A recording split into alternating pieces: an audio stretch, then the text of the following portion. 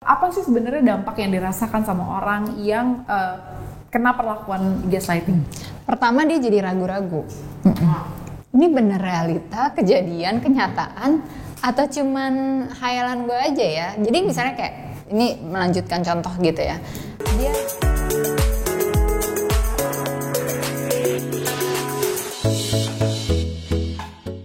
dengar nggak sama istilah gaslight atau gaslighting? Kayaknya sekarang di sosial media udah mulai banyak dibahas juga ya.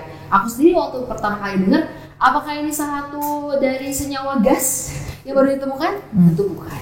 Jadi ini adalah satu istilah psikologis di mana seseorang itu termanipulasi sama suatu kebenaran dan kebohongan yang ditimpakan. Nah, ribet kan? Daripada kita juga bingung. Tapi Syafira pernah dengar nggak istilah gaslighting itu sendiri sebelum kita ngobrol sama seseorang yang kita undang? Mungkin sebelum aku tahu itu ada istilahnya namanya gaslighting, banyak yang ngalamin cerita-cerita kayak gitu.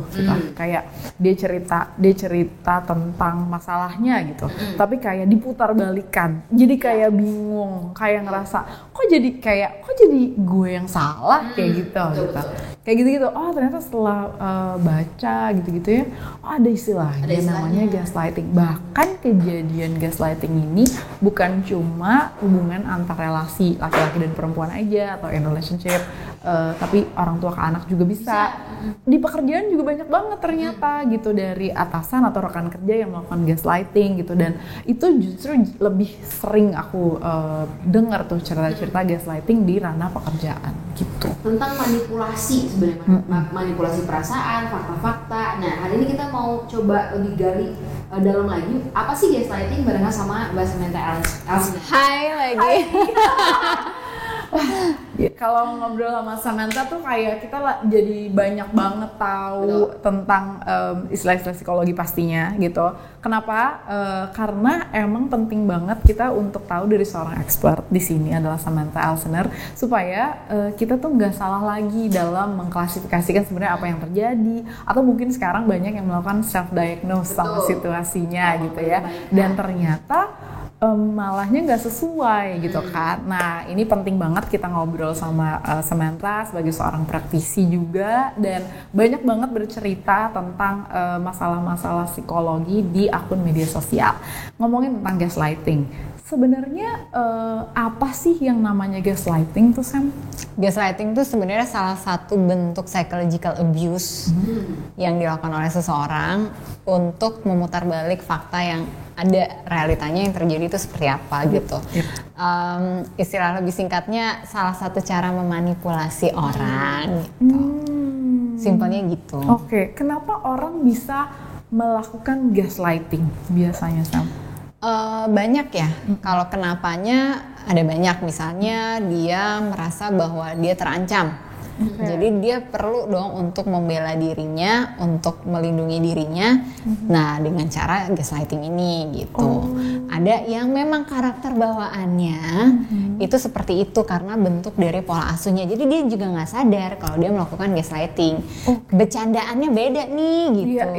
Yang satu pas dibecandain sensi, baper gitu kan, kok kamu ngomongnya gitu sih gitu. Yang satu ya ngomong aja gitu kan, kamu nggak bisa diajak bercanda gitu.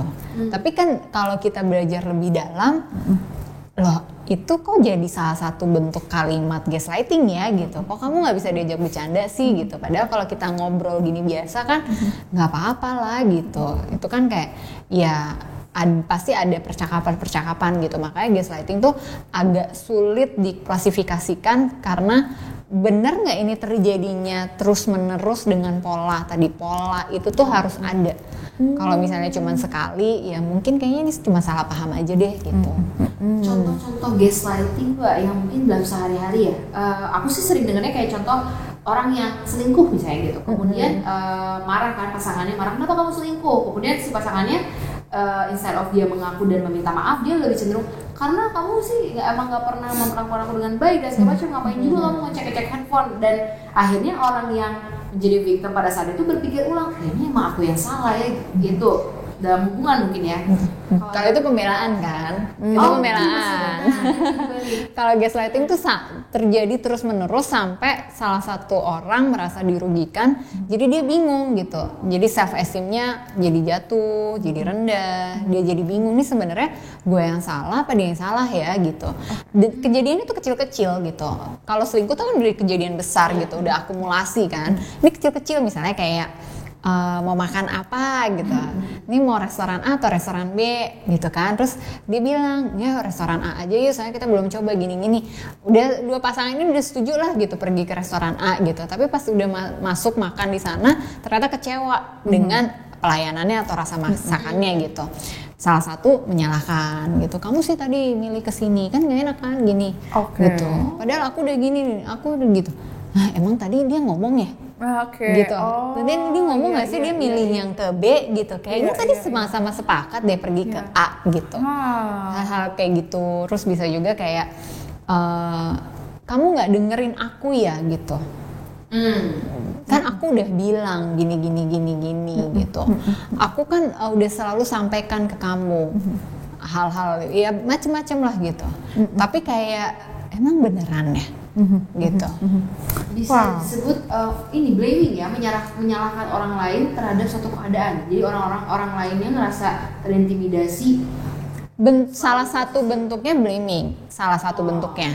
Tapi kayak tadi contoh di awal kayak kita bercandaan terus kayaknya nggak serak gitu, dia bilang ngapain sih gitu, marah sih dibercandain gitu, kamu emang nggak bisa bercanda ya gitu kan. Jadi menyudutkan, judgmental gitu, termasuk misalnya minta maaf gitu, maaf ya gitu, kamu jadi ngerasa kayak gini gitu, padahal yang salah kan dia gitu. Iya, tapi diputar, tapi minta maafnya nggak tulus sampai akhirnya. Minta maafnya nggak tulus kan, katanya kalau orang minta maaf dengan tulus dia akan bilang maaf ya kamu ngerasa gini karena aku berbuat salah sama kamu gitu, jadi lebih lengkap kalimatnya.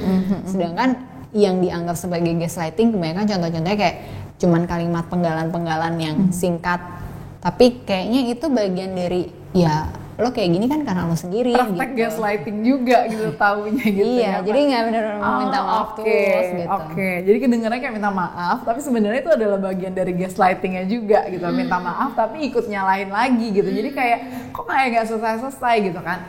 Sam, apa sih sebenarnya dampak yang dirasakan sama orang yang menjadi, kalau kita ngomong korban, apakah tepat gitu ya korban gaslighting, atau apa sih sebenarnya dampak yang dirasakan sama orang yang kena perlakuan gaslighting? Pertama dia jadi ragu-ragu. Ini bener realita, kejadian, kenyataan, atau cuman khayalan gue aja ya. Jadi misalnya kayak ini melanjutkan contoh gitu ya. Dia bilang aku tadi ngelihat kamu di sini sama ini gitu, misalnya mergokin pasangannya selingkuh misalnya gitu. Terus pasangannya bilang in your dreams gitu misalnya gitu kan, mimpi kali orang aku di kantor kok gini-gini gitu kan, atau ya apalah tadi aku lihat di handphone kamu ada apa, kok kamu buka-buka ini sih, pembelaan gitu kan. Tapi dia jadi meragukan benar nggak yang dia lihat, benar nggak yang dia saksikan, benar nggak bukti-bukti itu yang ada gitu. Karena kok si pasangannya ini selalu bisa membuat dia merasa bahwa pasangannya ini yang gaslighting itu yang benar, dia adalah orang yang salah. Gitu. Jadi bingung kan gitu. Kenapa dengan rumah tangga ini, kenapa dengan kantor ini, kenapa dengan hubungan orang tua dan anak ini gitu. Kok kayaknya si oknum yang menjadi korban ini itu posisinya selalu lebih rendah, lebih dikalahkan dibandingkan yang melakukan perilaku gaslighting ini. Dan dia jadi ragu-ragu. Karena dia ragu-ragu, dia mempertanyakan, gue beneran salah nggak sih? Gue beneran gila nggak sih gitu? Kok kayaknya gue disudutin terus ya? Kayaknya dia yang salah, kok gue yang jadi salah ya? Jadi nggak kenal sama dirinya. Gitu. Terus batas toleransinya dia kan biasanya semakin lama semakin besar tuh. Karena ada omongan-omongan kayak, ih kamu gitu aja nggak bisa bercanda sih gitu.